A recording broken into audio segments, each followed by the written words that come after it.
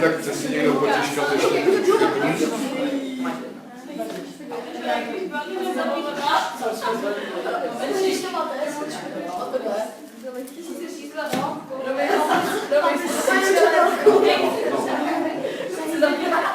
Jo, píchej!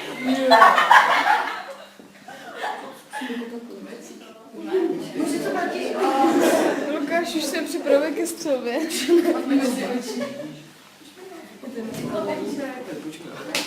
Svegra! Pirát!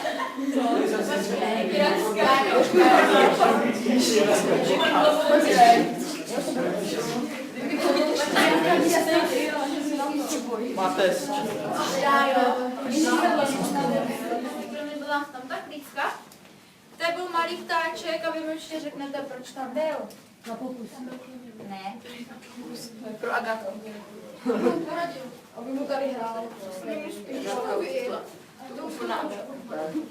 Na co byl ten ptáček? Ne.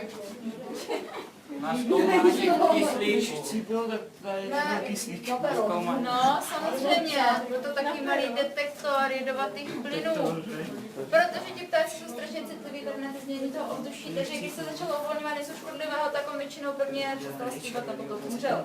A když už měl nožičky nahoře, tak už bylo asi jako lepší. No, a jinak tady v tomhle sklíku jsme právě nejblíž ke středu náměstí. Zhruba tam tím směrem je Kašna Parnas, asi 10 až 15 metrů od nás. Teď se budeme pohybovat jakoby směrem od té Kašny nahoru na náměstí. Hezky nastavili nějakou, počíka nastavili no tak zkus to takhle. Počkej. Tak dáme do toho dokola.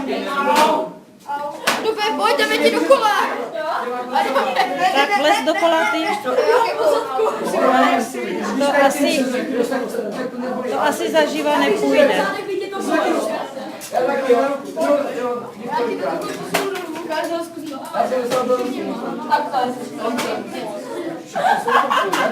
Ne, Panček, to ne.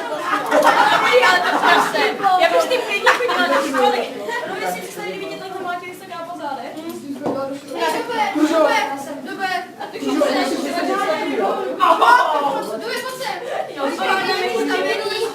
Tak ještě je tady krásná španělská botička. ne.